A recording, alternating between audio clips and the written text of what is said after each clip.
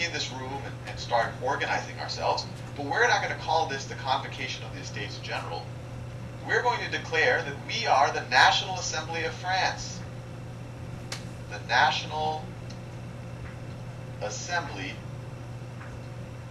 of France, that we represent the people. We are essentially going to become the parliamentary body of France instead of just being this emergency convocation of the Estates General. It actually got some sympathy from some elements of the clergy and some elements of the nobility. Now, obviously, Louis XVI was, he was not amused by this whole turn of events. Here he was an absolute monarch, which means that he held pretty much all of the power to do as he saw it, whatever he saw was fit. And all of a sudden you had this group of upstarts, they're taking advantage of this emergency situation where he can't, continue to buy as many silk robes as he was before. They're taking advantage of the situation to declare a National Assembly of France, to declare somehow that I'm not an absolute monarch, that my power is going to be taken by this assembly. So he wasn't happy. So when they took a break, he locked the door of the assembly room so they couldn't get in. And he said, I think there needs to be some repairs in that room. Maybe y'all can assemble later. And that was kind of his way of saying, no,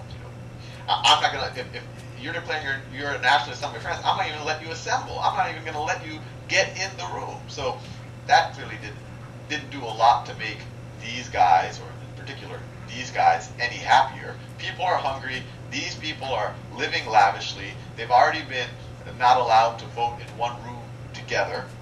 When they vote in their own room and declare themselves as representative of the people of France, which they really are, the king locks the room, doesn't let them go in, so they go to an indoor tennis court in Versailles. This is a picture of it right here. This is an indoor tennis court. Tennis court. And it's in Versailles. That gives you an idea of how lavish Versailles was, that it had indoor tennis court in the late 1700s. And they proclaimed the tennis court oath. Tennis court oath. Where they proclaimed, not are we only the National Assembly of France, but even more than that, we all pledge to not stop until we create a Constitution of France.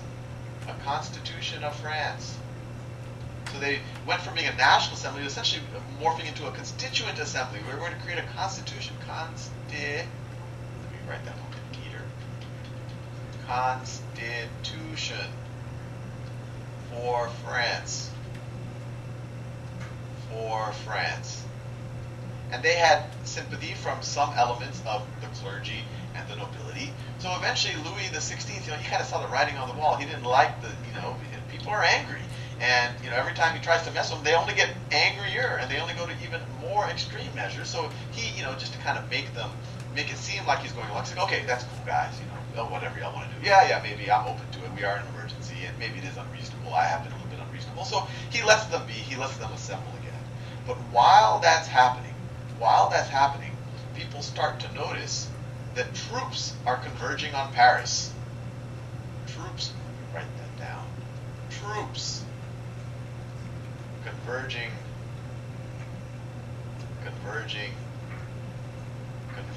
on Paris. And they're obviously being sent there by the king.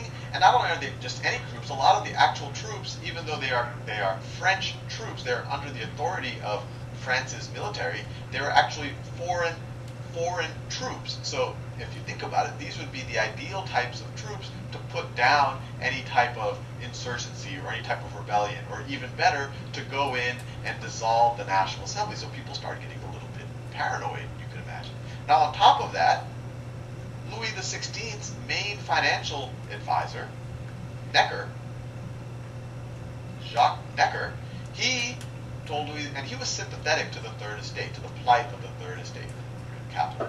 He was sympathetic to their plight. He said, hey, Mr. King, why don't you, I think it's reasonable for you to essentially budget your expenses a little bit better, maybe a little bit less of a lavish lifestyle, considering the state of the government's budget, the state of the people of France. They're starving. Why don't you do that a little bit? But Louis XVI, instead of taking his advice, he fired him. He fired the financial advisor. Fired advisor. So taken together, troops are converging on Paris. You you have this tennis court oath. Louis XVI has fired his advisor. People are going hungry. They're generally going hungry. People in Paris said, you know what, the king is going to try to suppress us again. This is no good. We have to, and especially if he does it with troops, we have to arm ourselves. So they stormed the Bastille. So this right here is a picture of the Bastille. This is the Bastille. And this is it's most famous, you know, when you first learned about it, or maybe this is the first time you're learning about it, is, oh, it's a prison. They put political prisoners there, and they freed the political prisoners. But in reality, there were only 7 prisoners in the Bastille. So it's not like thousands and thousands of political prisoners were being held there and they were freed. The real value of the Bastille to the revolutionaries, we could say, is that there were weapons there. There was a major arms cache there. There were weapons. And so by storming the Bastille and getting the weapons, they all of a sudden could essentially fend off any type of threat that the troops would have. But this is also kind of the very beginning of the real chaos of the French Revolution. And as we're going to see over the next several years, the chaos only gets worse and worse. This is almost, you know, on a lot of levels, a lot worse than the American Revolution, because what actually happened in the cities and what fellow Frenchmen started to do to each other was really, on many levels, barbaric. And you actually saw it here for the first time, where the governor of the Bastille, the guy who was in charge of it, he had the standoff between the troops. And he called for a ceasefire, because he's like, oh, there's too much bloodshed. But once the revolutionaries got to him, they stabbed him, they cut his head off, and then they put it on a pike. Then they went back to the mayor of Paris, they shot him. So clearly things were really getting out of hand. But this is kind of, most people associate the storming of the Bastille as kind of the landmark event of the French Revolution. And even today people celebrate Bastille Day.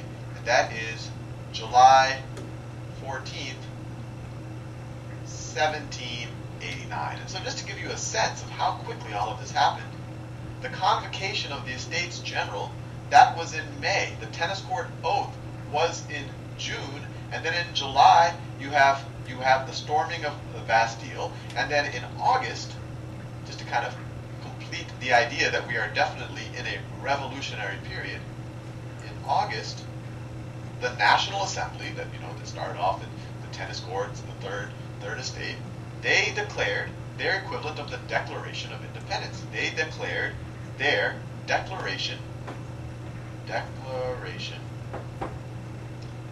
of the rights of man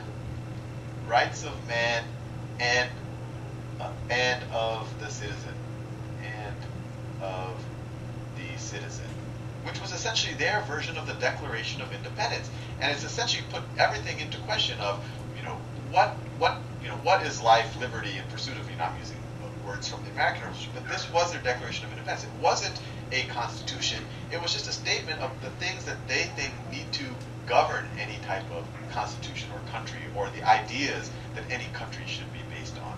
So I'm going to leave you there. This was we've really now started the French Revolution, and now you're going to see that over the next several years, it's only going to get bloodier and bloodier and even more complex, and when everything is said and done, it's actually not going to end that